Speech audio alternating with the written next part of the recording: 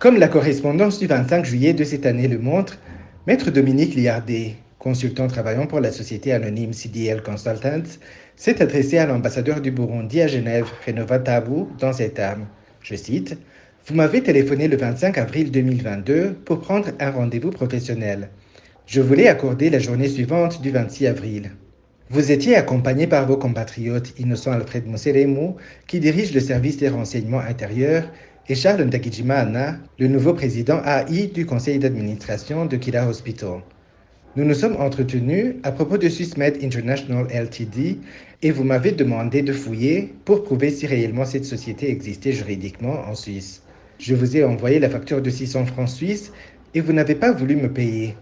De son côté, ambassadeur Renova Tabou, dans sa lettre du 1er juin 2022, a reconnu avoir contacté Maître Dominique Liardet pour lui demander de chercher des informations qui prouvaient l'existence réelle de la société SwissMed International Ltd, actionnaire Akida Hospital.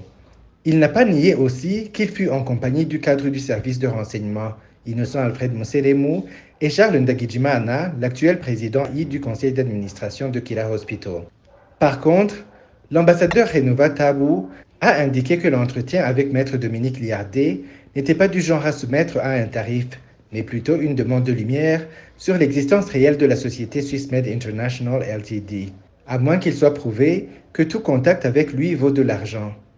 Maître Dominique Liardet a terminé sa correspondance en acceptant de donner comme cadeau son dû à l'État du Burundi, tout en rappelant à ses autorités de Gitega que, sauf accord préétabli sur la gratuité des services demandés, les services rendus par les avocats, conseillers juridiques et tout autre professionnel en général sont facturables. Il a aussi demandé à ses cadres burundais de ne plus compter sur lui, que ce soit au sujet de SwissMed International Ltd ou autre sujet par ailleurs.